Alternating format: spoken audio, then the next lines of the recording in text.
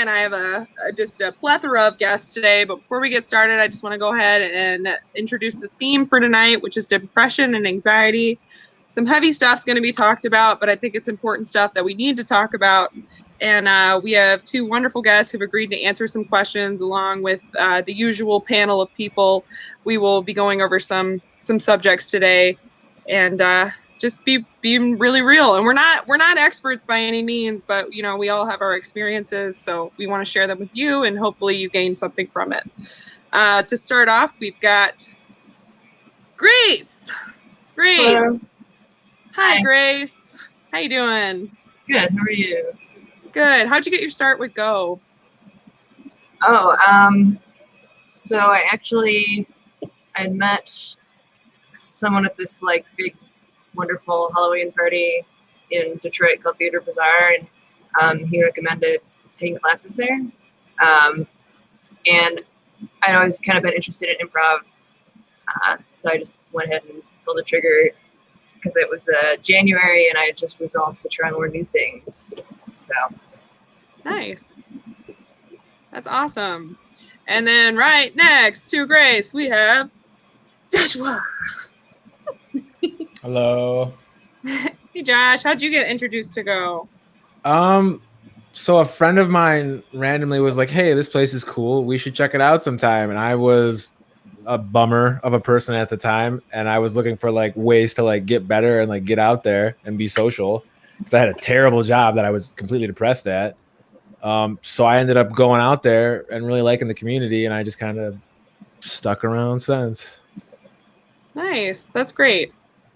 All right, Natalie, what about you, Chica? Yeah, I got my start back in 2017. I had just finished a 1-year gap year traveling around the world. I was laid off and thought like, oh yeah, I could find a job, and then realized, oh no, a lot harder than it seems. And I figured, well, if I had all the time in the world without the pressures of having to be an adult with a career, what would I do? And I was driving down 9 Mile to get some donuts at Apple Fritters and saw Go Comedy. And I thought, like, hey, didn't know this existed. That looks cool, and started taking classes. That's awesome. So that was my start. And lastly, Alea. Yeah, so I got my start a while ago, which was 2012. I think I'd always wanted to try some kind of comedy, something related, and finally decided to do it. Went through most of the program and made some awesome friends who I am still friends with to this day. So just really grateful that I stumbled upon Go all those years ago. Nice. And I guess I said lastly, but lastly, I just want to quickly say I'm Mary, and I got my start with Go in 2017 because I was also going through like some shit, and I needed something to make me laugh. And Go seemed like a good place to have that happen for me, and it certainly did beyond expectations. So really happy we're all a part of this community, and happy that we're all here together right now. Yeah. So to get these things started off, we do the whole rose and a thorn bit introduction to kind of break the ice. We talk about one thing that we're grateful for currently, a thing that we're struggling with currently, and then something we're looking forward to not so currently. So and before we get started on that, I just want to remind anyone who's watching, feel free to leave comments. And if you have questions for any of our guests or us, or if you have any reflections on your own that you want to share with us, we'd love to hear your thoughts as well. Yeah, or with the community too. So yeah, anything you guys feel or like hits you in a certain way, yeah, let's talk about it. That's why we're here. So for sure, Natalie, good point. All right, and we can keep doing this loop-de-loop. So Grace, if you want to start us off with the rose and thorn. Okay. Well, one thing I'm grateful for right now is probably just my immediate family. They're just 3 really supportive people, and yesterday was my brother's 26th birthday, so feeling extra grateful for him right now. Aw, that's awesome. something I'm struggling with, kind of as the weather has gotten warmer and like I've been just like kind of looking outside and thinking I need to go outside and like do something and walk or like bike. I don't know. I guess just motivation, because I know it would help. I know it would make me feel better. So that's something I'm struggling with. And then looking forward to, I have a D&D campaign that I'm starting with a new group, and that's something I'm looking forward to. Did you say camping? Like you're going camping outdoors? Unfortunately, no. As a campaign. Okay. I heard the same. I was gonna say, like, well, you're pairing going outdoors with D&D. That's awesome. I think they call that LARPing. And I'm not very good at it. That sounds dope as fuck. And if you're ever wanting to do that shit, I will dress up and pretend to kill a bunch of people with you. I think it'd be super fun. I'll write that down for later. yeah. In a LARPing environment. Like in a safe foam sword environment. Right, yeah. Yeah. In the same kind of way that we pretend to be a bunch of people on stage, I also want to go into the woods and pretend to be like a fierce warrior goddess. I love that. Next Run for Laughs. Watch out for our next LARPing event. Yeah, there you go. Sign me up. Right? Josh, what about you? So grateful, I suppose, is my relative financial stability through all of the insanity we've been through for like the last year. Because I read about a lot of terrible situations, and like it's hard to keep perspective because it's like it's been a rough year and for everyone in different ways. But the one thing I am really grateful for is that I've at least had like food coming in, rent.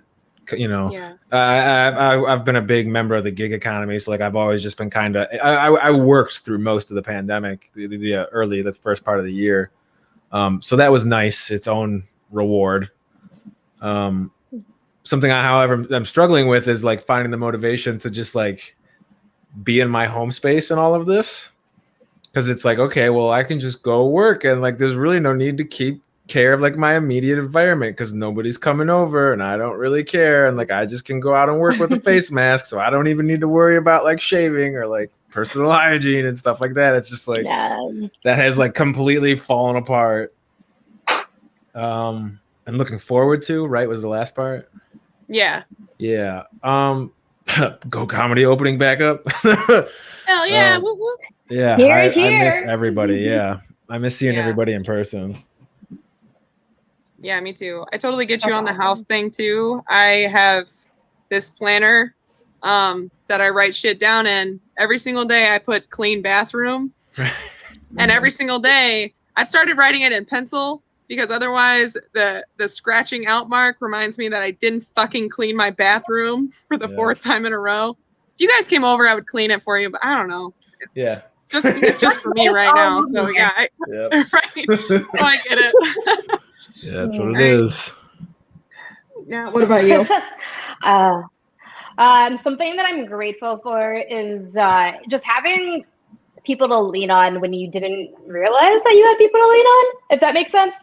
Yeah, I don't know. It's not a question. It's a statement. There we go. Yeah, going with grateful just for people, knowing that people are there to catch me when I need them to. And then something that's a thorn and a challenge for me is basically like this past year, I think I've just been accumulating a lot of like stuff that just is becoming like a roadblock, just like a snowball. So actually having some time this summer to decompress and to kind of get rid of all the stuff on my plate, which is just it's just been like a lot this past year, where everyone's been saying I need a break, and it's never coming. But that's just now I think it's coming. So that's also something I'm looking forward to. It's finally freedom. Freedom from everything. So I'm really looking forward to just being able to lay out in my backyard in the sun, because now I own a backyard. This is pretty cool. My very first one, new home ownership. So yeah, that's me. Awesome, Nat. Yeah. And then Alia, what about you? Yeah, so kind of similar. I'm grateful for friends, people, specifically, I'll make it a little more specific, people who have reached out to me, because sometimes I'm not the best at reaching out to others. So I'm grateful for the friends who do reach out. And then something I'm currently struggling with is I feel like throughout this pandemic, I've kind of fallen into some less than stellar eating habits.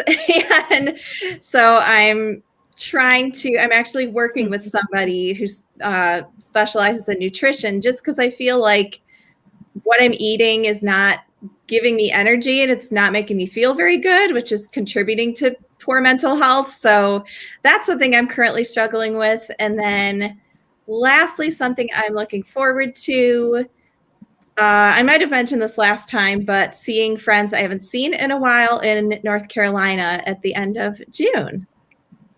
Fun. Yeah. Awesome. Exciting. Oh, Thank you, Bob. We're thankful for you too, bud. Yeah. Yes. No, I think these Wednesdays have been really great. Just talking with all of you. Yeah, Mary. Oh yes. No. You can say what you're gonna say. It's all good. My dog has a lot to say I just right think this has just been like so great to be able to hear from people, because I don't think I've seen Joshua and Grace since before Probably. the shutdown. Yeah, I'm pretty sure I more have. times. Yeah, I'm very reclusive. Unless it's in passing when Josh is working or something. But yeah, that's about it. Yeah, seeing everybody in person again is gonna be okay. Good. He left. Honestly, he was just sitting there like pay attention to me. I will later. Like, he's very spoiled. Real quick, I'm super grateful for I don't know if this is gonna sound weird or not, but I got this tattoo recently, this past Saturday. And I have had this appointment for a really long time. This tattoo means a lot to me personally. Just so happens that it fell on the month of mental health awareness. But it's significant to me. It represents trauma, depression, anxiety, things that I feel like I've grown from. And having it on my body means the world to me, as like a reminder of the strength that I've gained through any sort of struggles that I've had.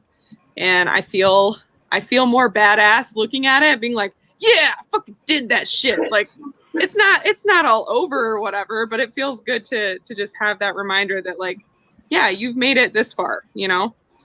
Awesome, Mary. Thanks. So a struggle that I'm having, fuck. I don't know.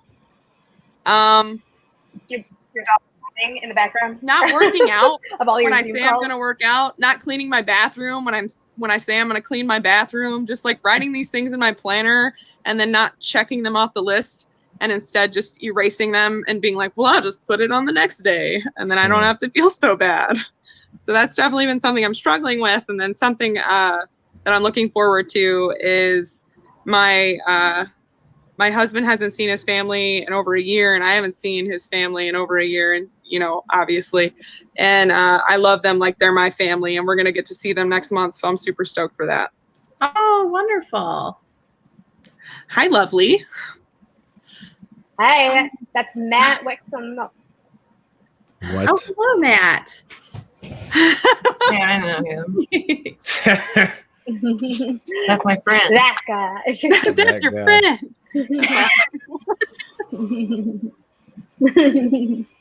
So this is all complete normal. What was that? Congrats on the tattoo. That's awesome.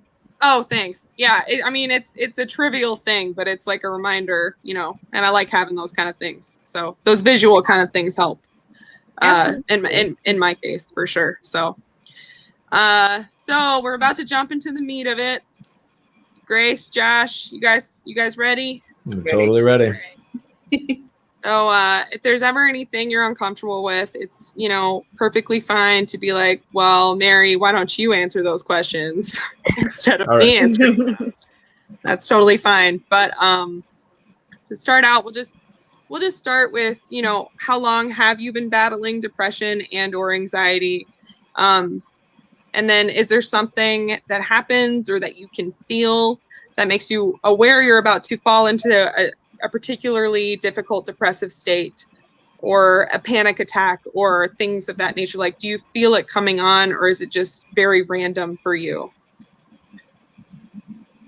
So I guess firstly, how long have you been struggling with it that you can remember?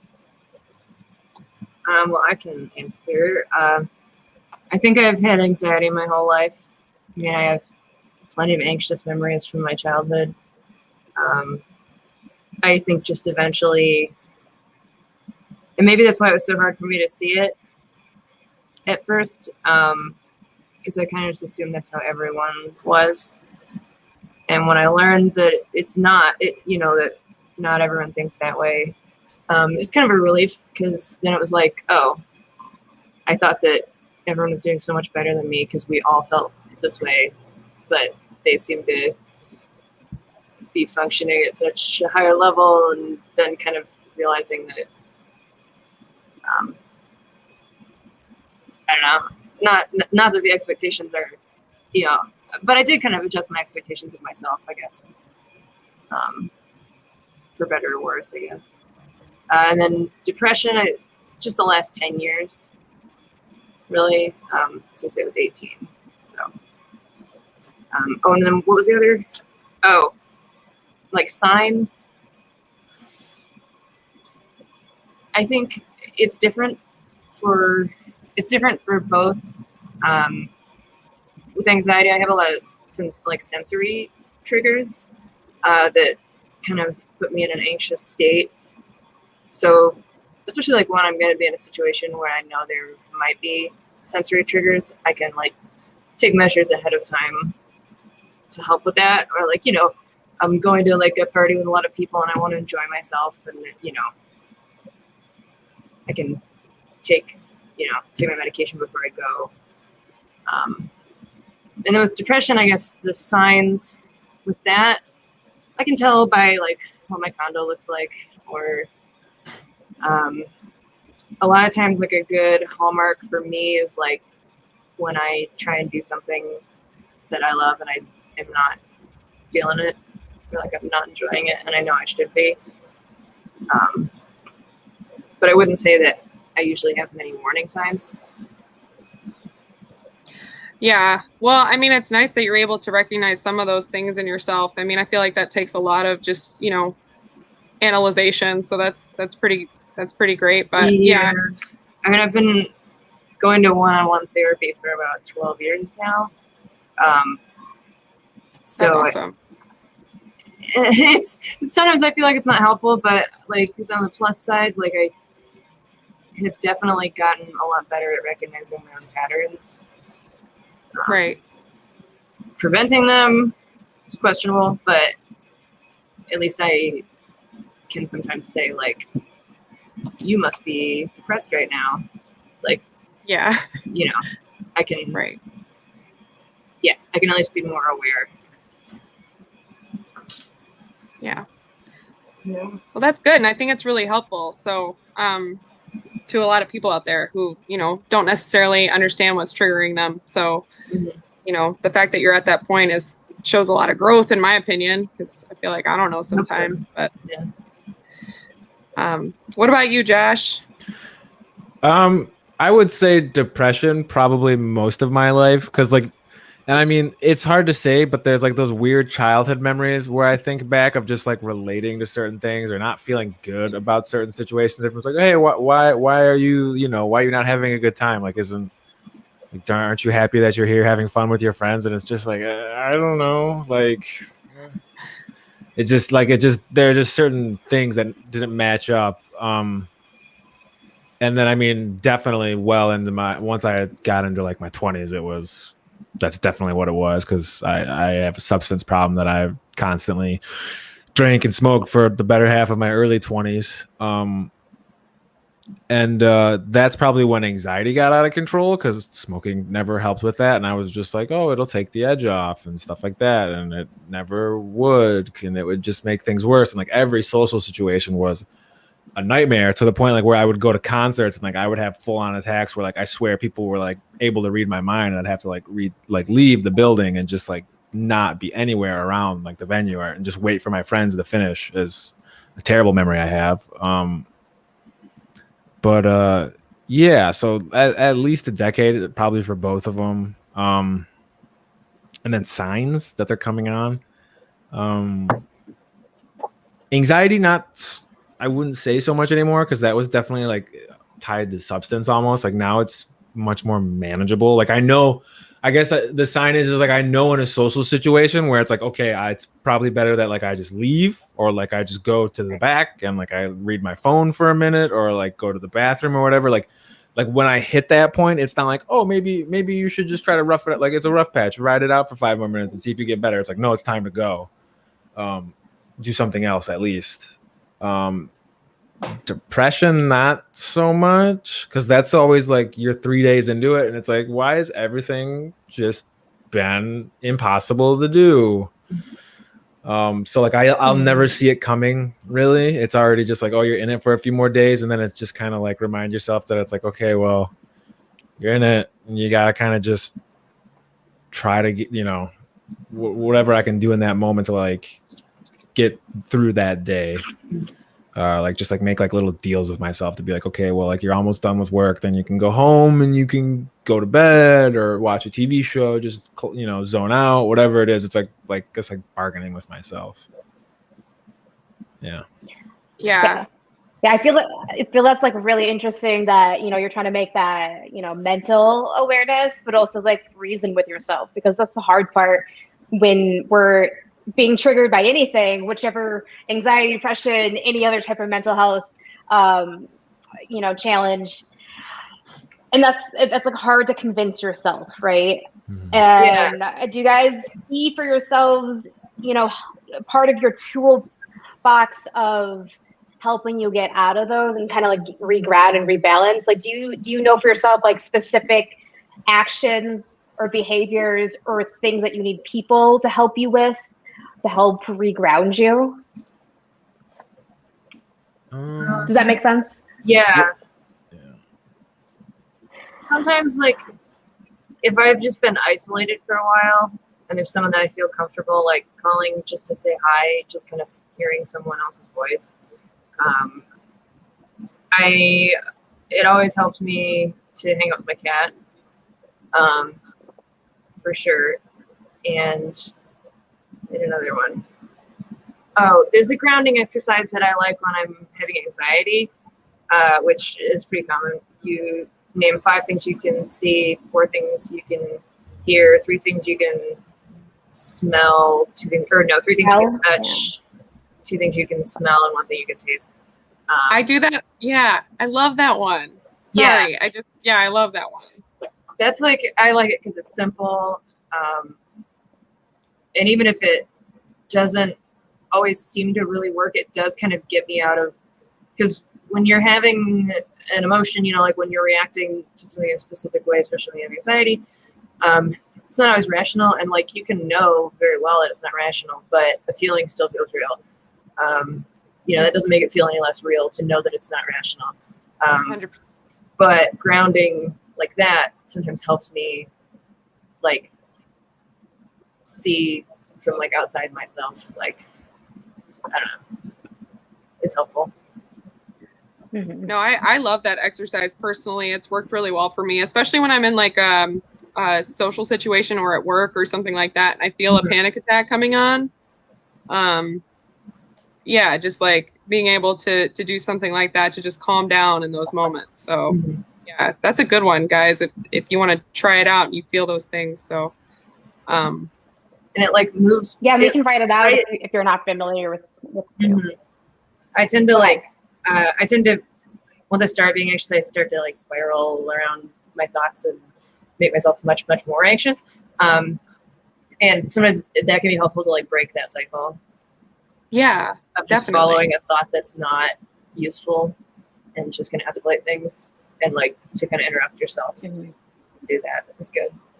That's a really great word, Grace. Interrupt. It sounds like it's super accessible, and you're not. It's just a very simple thing that you can do wherever you are to interrupt those anxious thoughts and feelings. I really like that. I think I've heard of that before, but I've never actually done it. So I'll have to put that in my toolbox.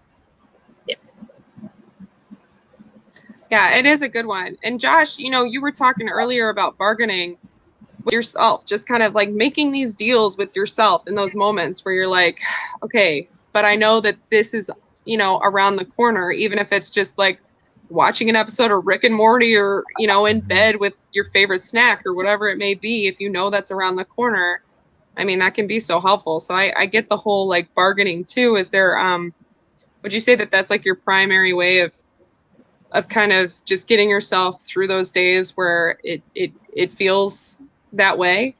Yeah, absolutely. Definitely my go-to option, because then like I can kind of like set that goalpost, and it's Right. like, okay, well, the day, it like, no matter what, if the day is gonna be rough, it's like another thing will happen, and it's like, just gotta remind yourself, okay, gonna go home, gonna take a nice hot shower, whatever. It's like, yep, something else happens, it's like you're still gonna get to that point at the end. So like it's kind of like a good way to fixate on like that reward, instead of if something in my day is particularly dragging me down, or if like I'm just bummed out about everything. It's like, all right, just think about whatever you're doing later in the evening that's going to be relaxing, as opposed to whatever currently is bringing me down. Yeah, that's awesome. Yeah, just that looking forward to is always something that's important. And just on the subject of being able to look forward to things, one of the questions I wrote out was, has the pandemic affected you? Which, of course, I mean, it's affected everybody, but like, in what way has it affected your depression and anxiety? I feel like having things to look forward to is such a huge thing that got taken away from us, and yeah, there's still like those things that we can do on our own at home every now and then, but having like those other larger events or social events, they all got taken away. And what was that like for you?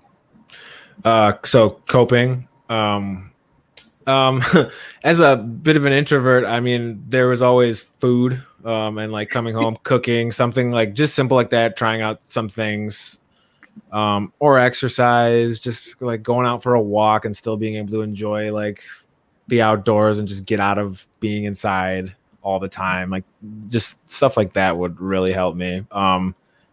But I mean, it was still rough, like in the middle of it, because after like doing that for months and months, it's just like, this is gonna be another 6 months. Like there's not enough trees or whatever. Like I gotta see people again, or talk to people or whatever. And I mean, yeah. So I mean, it was ups and downs. Like it definitely worked better some weeks than other weeks, and just kind of had to take it as it comes. Yeah, it was definitely hard.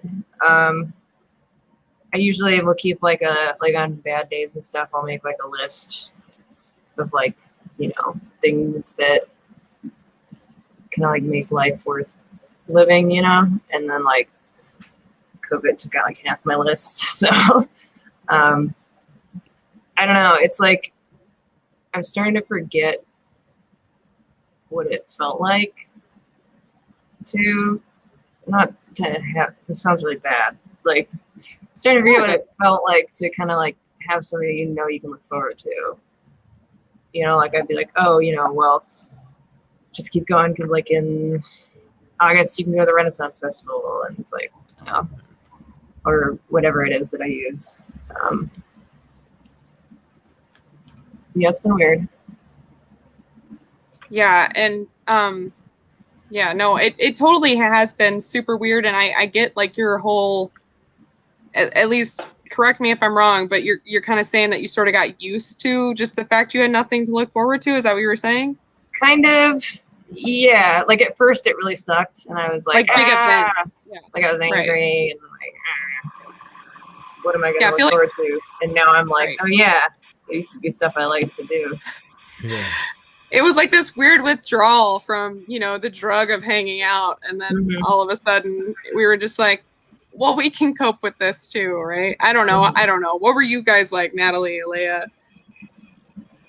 I keep doing that. Yeah. Jeez. Oh, that's okay. It's okay. The first time I met Alia, Bob would keep saying your name, and I'm like, who is that? And then I would be like, oh, who's that person performing? It's like, you know her. I'm like, do I? And then now Alia and I have been working together for over a year, and I have no excuse. But yeah, like I think I am a very high functioning anxious person. When you see me like not talking or like the depressive moments can be not very observed outside in the public type thing. You got to be like Bob sees it and those signs. But anyway, like all last year, I always found something to do, but that's also part of my problem for my own mental health. I will create opportunities. It's like I'm super ambitious and I see things and I'll make it happen and I'll create it. So instead of doing less, I found more and like gained more jobs and did more things than a normal person should have to take care of their own mental health. So that's why summer freedom, looking forward to it. But I love you all. So I'm just really excited. And so for me, it didn't feel like a loss, but I know for my boyfriend, Bob, Go comedy, improv was huge for him. And he's spoken about this on his podcast as well. And so, not being able for him to go to the bar at Go Comedy, not being able to perform and see his friends.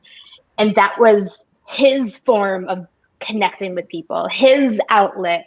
I saw that it took a bigger toll on him in that aspect, where for me, I could be completely fine not going out. And maybe I need to do more of that. I don't know. So it was hard for different reasons. But I definitely do see that there's things that I've lost interest in. And I think that's part of the depressive state of me that needs to learn how to come back into it. Yeah. So I feel it in different ways, but it happens with everyone in different degrees. Yeah. What about you, Alia? Yeah, it sounds like, Natalie, correct me if I'm wrong, but well, I don't know. For me, I guess it's been more like I experienced both depression and anxiety. And I feel like in this last year, it's been a lot more on the depression side versus anxiety. Mm-hmm. But in addition to that, like being cooped up at home, there's some anxiety there too. And like Josh was saying, there's only so many trees. Like I love trees, but I just I was finding that walking, like going for walks, while it was helpful, it just felt like more of the same. And like you were saying, Grace, like there wasn't anything to look forward to. And I feel like having hope is very much something that humans need. And we kind of got that taken away from us. So I'm just really, really happy that things are starting to open up again. We have vaccines. I will admit I'm kind of in a depressive episode right now, but I think it's just an adjustment period, like getting back to what normal is going to be, whatever that's going to look like. It's just, we all are going to have to make it and get used to whatever that is. Yeah. I think it was also like so hard for me to feel like everything that got taken away by COVID and then like watch the people around me and in the news like doing things that were actively going to make it worse and last longer. And like, I don't know, it just, if that doesn't make you depressed. Yeah. Right. I feel like, for people out there that can compartmentalize, congratulations. Yeah. Like, that's great. Oh, my awesome. goodness. And I truly mean that. That's truly awesome. But at the same time, I feel like for the most part, the whole world just had to take a break, from the news, from from just all of these, you know, external sources just bombarding us with depressing information all the time. It's just one of those things that makes you like not want to be around people anymore, because it's like if you don't care enough about other people to Right. like do the bare minimum, like, and then I don't know, I don't want to meet anyone new. Yeah. Turns out, but then on the other side, when you do that, it also isn't great either. And I guess Yeah, it was pretty thankless. Like some things, the pandemic experience, there's a certain small degree of it that reminds me of when I used to work at my old job. So where it was very, very isolating, basically no solid schedule, and you're out in the middle of nowhere, and you can't really like talk to people, and you're having this ridiculous like 12-hour schedule in the middle of the night, 6 p.m. to 6 a.m. You know, your body's bugged, your mind and your sleep and like everything else, you're so isolated. And that job was like when I was in my early 20s. So I think that was actually when I had my very first double depression state. I didn't even know double depression was a thing, but that's what my therapist diagnosed me as. And this was right before I decided to take a year off to travel. And so you can kind of see, you know, a lot of things happened in that type of isolation. And I think if it wasn't for hope, like Alia mentioned, if I wasn't trying to think of like all the things I could do afterwards, like all the things that would be possible or all the things that I missed and I wanted to change and bring to other people, that was what helped me drive myself every single day. Because it's like you're literally sitting in a chair for 12 hours and you don't leave. You like walk 5 minutes and that's where you sleep. 5 minutes, that's where you work. And I think like having that 3-year experience helped me enter the pandemic and be a little bit more prepared. Granted, this is on a way larger scheme because it's like the whole world shut down.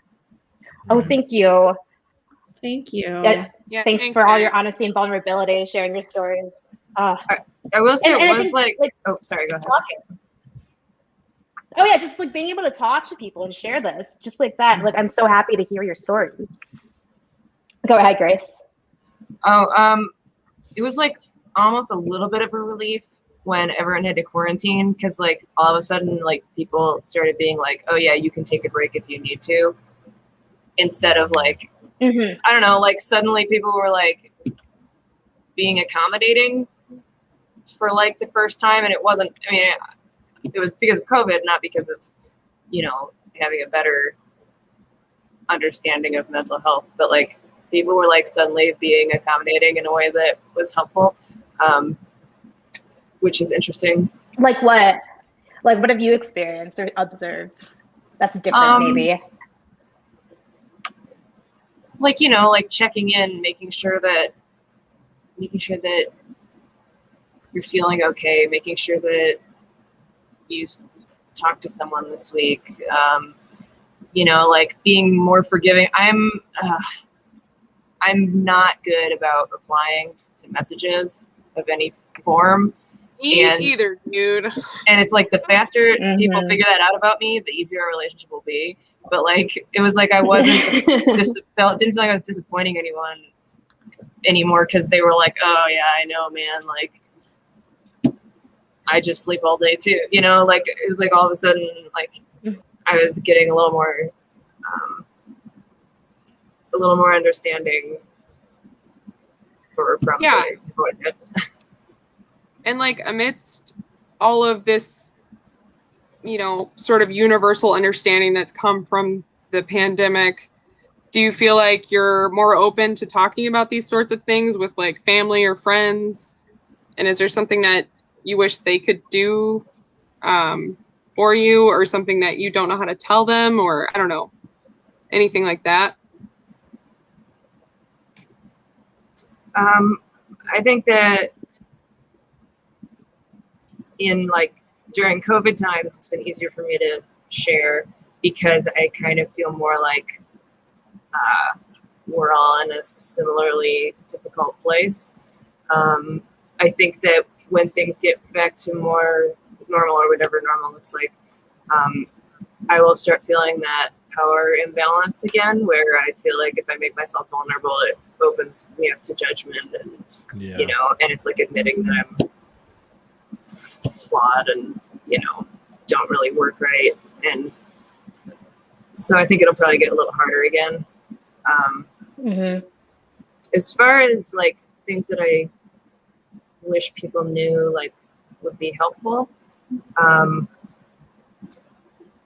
think one thing that I've found, well, first of all, being forgiving about staying in touch, because I would love for that to continue after, you know, like after things open up again. But Me too.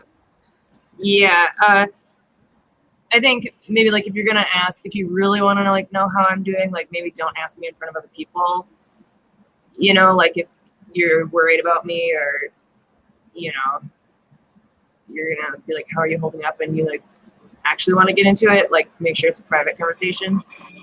I think that's one of the things, at least with my family, that I've struggled with, because I'll get a question that I would like to give an honest answer to. I just don't want to give it in front of everyone. That's so true. Yeah. Well, that's And really also just like little things are helpful. Like, you know, if you like come over and like wash my dishes or something, that's always been something that's really helpful to me. Like if like my mom wants to help or something. Oh, that's, yeah. Just little things like that can make such a huge difference. I totally agree with you. Or I almost wish. Sorry, go ahead. Sorry. I was gonna say I almost wish that we'd like have these like cue cards, or like I don't know, profiles or some things, like things that you could actually help me with or something. Yeah. So that was like, oh, Grace doesn't need food, but she likes like the XYZ, or you know, right. I want to help people and be there, but then like, oh gosh, I don't know your dietary like restrictions or anything. I want to do something, but I don't know. Like things that you could do to help me that I won't ever ask you to do because I don't like asking for help. Yeah. Speaking of asking for help, Joshua. Yes. So, what are some things that you know, like call to you that you feel like would help? So what do I do to ask for help? Yeah, or what would you do for ask for help, and like also what would you think would help if people knew? I don't know. Generally, talking to someone else, like I don't know how to like. It's like I have like a bad self-image, so like I also won't believe myself if somebody tells me that that's not true. So like talking to friends or like coworkers or like my boss, if it's like, hey, how did I do today? And like they could like, I'll be down on myself and they're like, no, you did great today. Like, what are you talking about? Or like with friends, it's like you hung out. It's like, hey, was I'm sorry. Like, I'll apologize for being quiet or awkward or whatever. Something from the last time I hung out with someone. They're like, no, like it was fine. Like, you know, we had great fun, whatever. So like, it's always like realizing that like how I think it went is probably not how it went, because I am too caught up on like negative aspects of it. And that's helped a lot with friends, because I don't generally like reach out to family because they're not very good at talking about mental health, if even acknowledging that mental health is a thing. I only laugh because I feel that it's true for me too. So Yeah. I'm not laughing in a mocking way, just FYI. No, I get it. Like, so like my family's kind of older and like they've all been experiencing like death or loss in different ways. And it's like when they talk to me about it sometimes, and it's just like, oh, I'm sorry, I'm sad, someone just died. And it's like, why are you apologizing? Like someone you knew for like 60 years passed away. Like we can talk about this. And they're like, oh no, I'm just being a Debbie Downer. And it's right. Like, or like, oh, I don't want to be a burden on you. And then you internalize that it's a burden too. Yeah. It's just super weird. Yeah. So like, it's been really great finding friends who are like able to just talk about like a normal, like, because if like they're doing that with that, and it's like, yeah, you know, like they don't even want to hear about the fact that like, oh, I was just upset or flustered at work all day. It's just basically like, oh, well, you know, do it again tomorrow, 50 hours a week or whatever. And it's just like, oh, I can't just talk to you about anything. And I think that's such a huge thing, you know, you guys being here tonight and being willing to talk about this, and just more people opening up about how they're truly feeling is just so important, because you know that culture has been around for so long, this like apologetic nature for having feelings, and that's ridiculous. Yeah. And you know, I find myself doing it all the time too, even though I believe in other people telling me what they need to tell me. Like, I don't want you to just say you're fine if you're not fine. I really don't. I want to be there for you. Let's talk about it. Like, but I also, you know, will feel apologetic for it. And I feel like that's the stigma behind mental health. And that's, you know, why we're here, why we're trying to focus on subjects like this, because there's just too many people out there keeping quiet for too long. And, you know, it's just. And it's like, I wanted, hoping that like we can work on this together, because it's not just an individual thing. It's a community, a cultural thing to make it feel accepting to open up and talk like this. So one, learning how to have a conversation. Two, how to respond to it. Because I have that fear. I don't want to be a burden to someone else, but I might not know how to express it to someone. But the person receiving that other end of the conversation may not know how to respond, me included. And so the more we talk about it, the more we both can learn on both sides of that, of both worlds, right? Right. It's going to be a learning curve. I hope we get there. But I do love what Grace said about, like, if you do want to kind of know the real story, it's like, just hit me up in like a message. Like, you can even do it at the actual thing we're seeing at each other and be like, hey, are you actually like just all good or whatever you said? Like, what's actually going on? Because like, yeah, like in any sort of social situation, even around like 2 or 3 people, it's like you can feel the dynamic where like, sometimes honestly, people just want to be jovial, and even if it's just like both my parents, I'll be like, well, for some reason I'm performing right now, even though I've known both of you for my whole life. Like, but when it's just one-on-one, it's easier. I agree. I like the one-on-one totally agree with that. Yeah.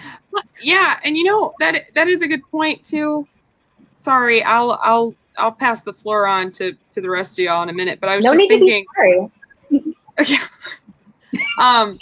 But just like your dynamic with everyone is always different. It's always different. It doesn't matter if you've known them the same amount of time, if you've lived together for the same amount of time, if you've done this or that together in the same exact way. Is like, your dynamic with each individual person is different. And the way you might want to portray your story to an individual might be a little different depending on who you're talking to. Very true. Not that you don't want to share it with that other person, but you want to share it in the way that you feel comfortable sharing it. Well, you know, there's going to be some things that you're comfortable disclosing to certain people and some things you're not. And, you know, you might want to be comfortable disclosing to other people. And so, for sure. I have a question for all of you.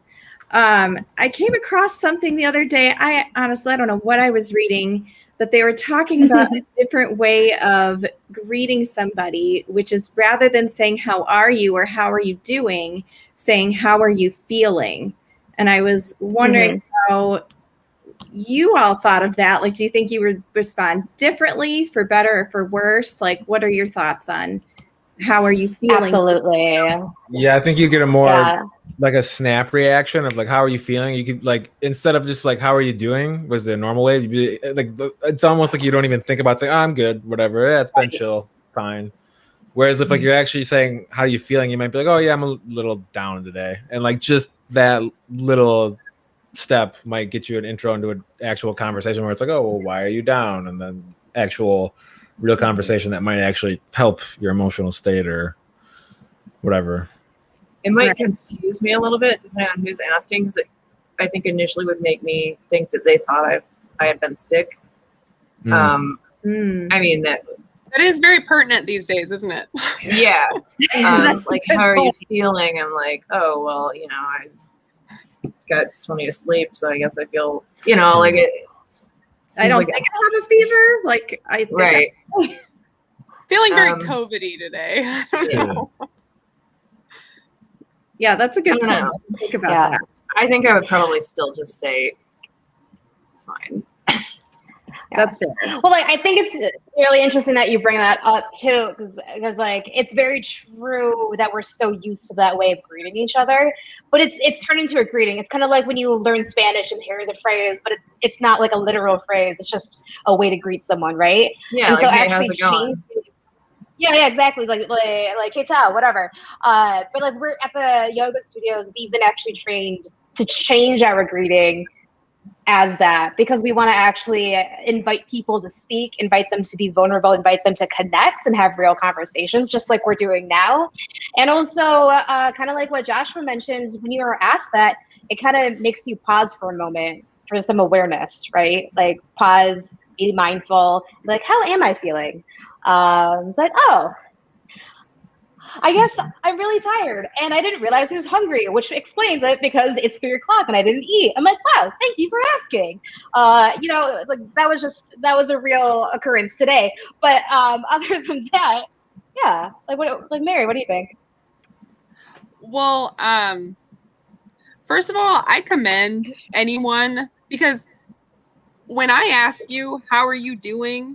I don't want to hear fine if I can tell you're not fine. I don't want that. Like, and the other day, for example, I had a coworker, I said, how are you doing? And he was like, really bad. And I was like, let's talk about it, dude. Like, I'm glad that, you feel comfortable enough to just say not great. And then like, if you want to share it with me, let's talk about it. If you don't, that's fine too. But I'm glad that you're willing to, just be like, yeah, not great. And, I think, because sorry, go ahead.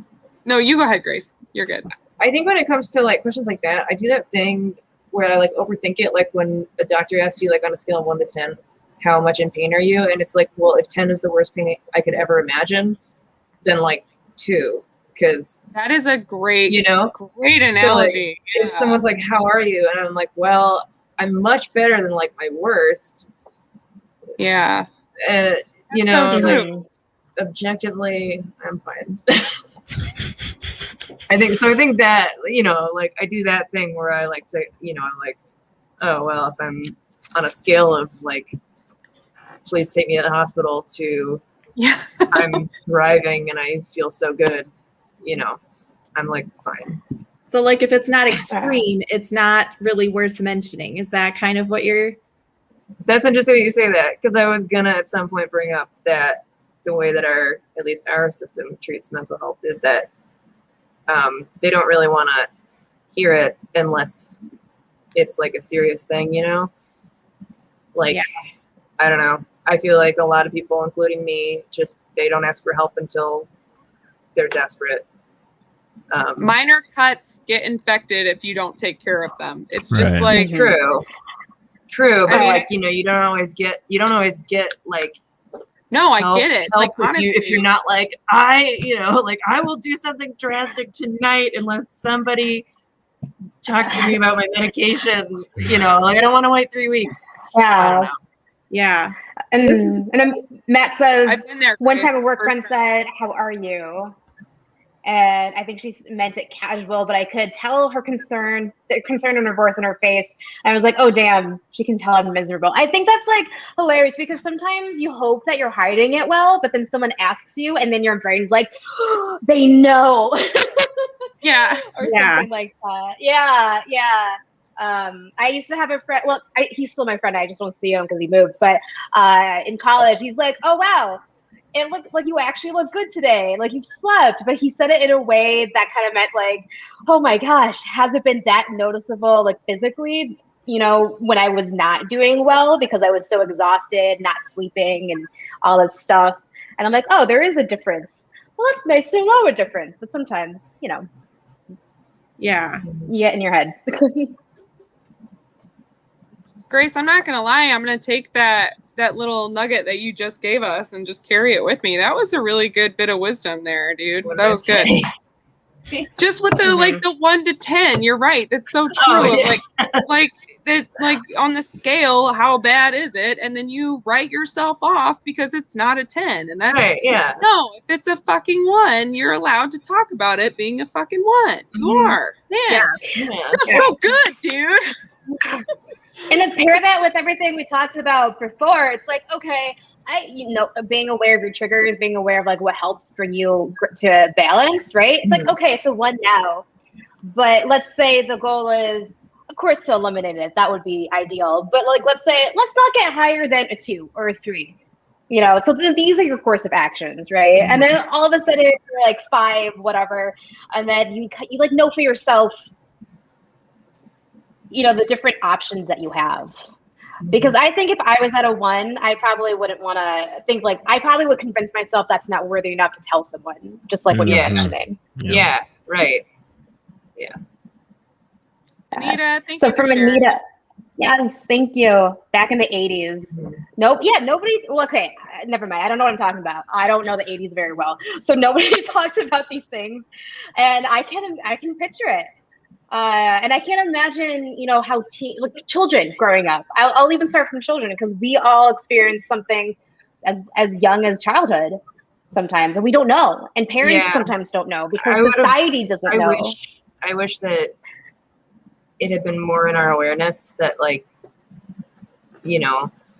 here's what anxiety feels like.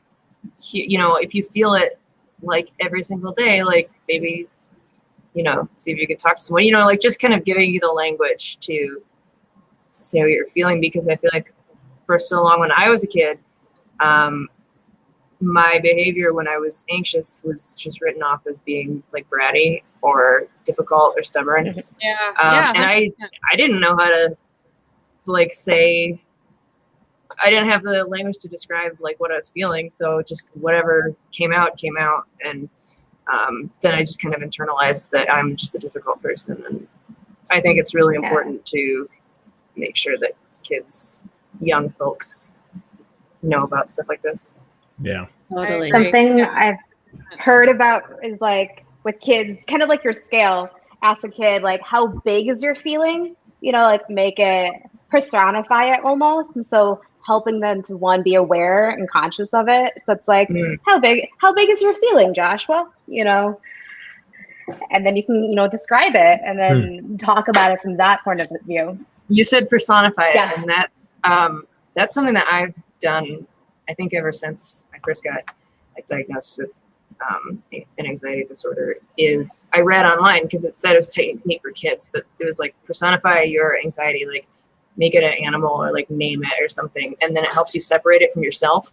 So instead of saying I can't get this done, why can't I just be normal, what's wrong with me, I'm being so slow today or something, but it's with kids especially, you can personify it as something else and be that thing, that guy's acting up today or something. I always picture my anxiety as a lion that kind of follows me, and because it's being hyper aware almost. So I don't know, sometimes that helps because then it separates it from yourself. Because I think with mental health specifically, it's a problem where it's hard to separate it from yourself, and it's hard to not just start blaming yourself. So yeah, I like that you mentioned personify. Yeah, I love that too. That's a good exercise for sure. And that's definitely something I want to take away from this. And I don't know, Josh, do you do anything like that? Something to kind of separate yourself from the way you're feeling? Or is there any sort of activity that you engage in to sort of separate yourself from what it is that's bringing you down? Probably not healthy. I kind of am just going to a numb trance, where it's just got to push through. Recently, as I try to get a little bit better coping mechanisms, the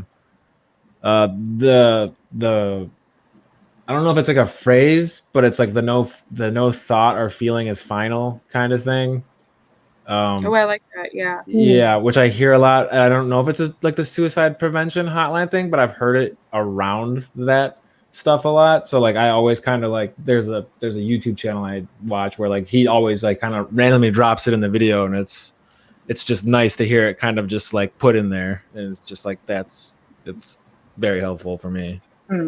That was something I was going to bring up too, was a couple of numbers. If you are feeling in crisis mode, there's the Substance Abuse and Mental Health Services Administration hotline, And I'll comment on the video after the fact too, just so you guys have these numbers written down. But it's 1-800-622-HELP. And then the suicide hotline is 1-800-273-8255. Those are just numbers to keep in your back pocket, you know, and in case you ever need them. And it's not shameful to need them. And just know that you are loved and you are needed here by somebody, by many people. So anytime you feel like that, just know that there's somebody here that would be lost without you. I'm going to get emotional, but I'm serious. So, absolutely. Yeah. You are not your anxiety and you are not your depression.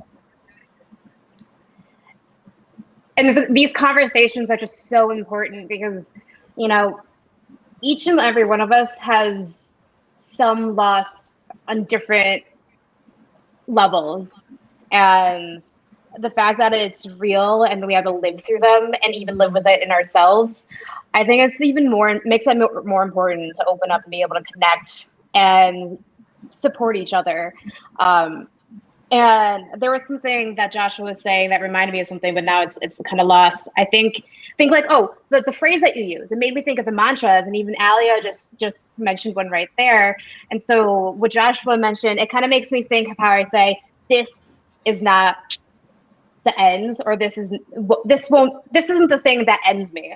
Like reminding myself of all the challenges and tribulations that I've been through. I'm like, this person or this situation is not going to be the worst challenge to end me, you know, because each and every one of us are strong in our own way at our own times. Yeah, I think having a mantra is helpful. Mm-hmm. Are there any other ones that you guys feel close to that help you? I over the pandemic times, I started going to a Zen center, like a Buddhist Zen center near me, and doing like guided meditations, which I'm not the kind of person who is willing to try and meditate on my own, but the guided meditations have been nice, and I have like a mantra that I focus on, and it's something that was in a TV show I saw on Amazon Prime with Bob Odenkirk, and he says it, and it was just, I don't know, everything sounds good when Bob Odenkirk says it, but he said, be like the sky, let your emotions pass through you like weather. And I like that because like the sky is like massive and holds so much, and like that's how I feel like, you know, everything's like a storm or weather and stuff, but like it, you know, let it happen and pass through you. So that's one I like. That's from a TV show. So a lot of really beautiful ideas though, like a way to like, and we're running a little bit out of time, but you know what, whatever, man, like this stuff's important. So let's keep talking about it until we feel good. But I wanted to say, that the way you're bringing these things up, it kind of takes like the illustrating your demons, or, you know, the whole picturing it as a storm, which in my mind, you know, a lion and a storm are both super beautiful things. Mm-hmm. They're both super beautiful. Dangerous as well. But they're dangerous. They're detrimental to you. Mm-hmm. And so like being able to picture them as beautiful entities, but also separate them from the person that you are and be like, you know, I like that. That's a really nice way to think about it. So thanks for giving that to me, because I'm definitely going to utilize that, and, you know, to anyone else that's watching, because that's a really cool way to think about it. Yeah. So it just reminds me, like, real quick, you know, going around the circle real quick, like I sometimes do this exercises for myself. What are 3 words to describe how you're feeling right now? You know, knowing that we've been here for over an hour, seeing some of our faces for the first time in a while, being able to connect, like, what are 3 qualities or feelings do you feel right now? And I love that, Joshua, I love that you're like literally connecting, whether it's intentional or not. Be a mystery. I'm definitely optimistic. healthy, and yeah, I don't know a good third word. Anxious, I suppose, because everything's kind of opening back up. Maybe not. Who knows? Either way, something bad might go. It might happen. If either one of these things happens. Yeah. No. I think I'm feeling pretty relaxed but like a little detached, where I'm like, am I connecting with people right now, or am I just talking at a screen? I will tell you right now, you've connected. At Okay, least cool. with me, so. High five. Yeah. Oh, I love that. Yeah. Connections. No, I get it. It does feel impersonal, but I'm not joking when I say that all that you've mentioned tonight, both of you, all of you. I mean, these are all things that I can take into my day-to-day life. So I'm feeling, hopeful. I'm feeling motivated to use some of these tools and just I mean, yeah, like Josh, a little anxious, but also kind of excited. So we'll see, Mm-hmm. Yeah, I was going to say I do feel connected to you all. Just I really appreciate you sharing your experiences because it helps me feel less alone, and I'm sure anyone else who is listening as well. So I do feel connected to you all. I also feel mostly calm, which is nice. And I am feeling, I would say, a bit, I want to say apprehensive / hopeful for the future. Yeah. And Nat, you want to finish it up? Absolutely. Yeah, I feel hopeful. I feel excited because I want to challenge myself to actually have real connections, and not just pretend and not make it all work connections. And then I also just feel better because before coming onto this, I was a little bit scattered, and so I feel really, really good right now. So I just want to thank you all for taking a moment to chat. Thank you, Joshua and Grace, for joining us. Thanks, guys. And yes, and this is our third and final Wellness Wednesday for May, and we loved it so much. If you loved it as well, please give us feedback, comments, send us messages, because I think we had such great responses from people that maybe we continue with this in some sort of capacity. I would love to hear your thoughts, because I think this is great to take a step forward. Yeah, I would love that too. So yeah, again, as Natalie mentioned, for sure, let us know if you're interested in like a once a month thing from here on out, or whatever, whatever capacity we can fit it into to our crazy lives. But yeah, it's been super helpful, and for me, and hopefully for all of y'all. And thank you again, Grace, Josh, you guys are awesome. Alia, Natalie, you guys are awesome. Amanda, who can be with us here tonight, is also awesome. Pete is awesome. Thank you so much for Pete. Yes, Pete. Yes, he's been so great. Yeah, so and like, or left a comment. I was going to say thank you to everyone who's watched, listened, or left a comment. We really appreciate you joining us. And although we are, this will be our last Wellness Wednesday for a while. Hopefully there will be more. Fingers crossed. There is still more fun throughout the Run for Laughs event. So tomorrow night we have an improv jam. It'll be hosted live stream for free here, watching where you're watching it now, including Go Comedy's page. If you want to sign up to play, Grace, Joshua, would you like to join us? There will be a link. There's a link on my page. There's also an event page. You can just hammer me and I'll send it to you. And it's free to play, but there's also some fun. Thank you, Anita. We love seeing you. I hope to see you this summer, some capacity.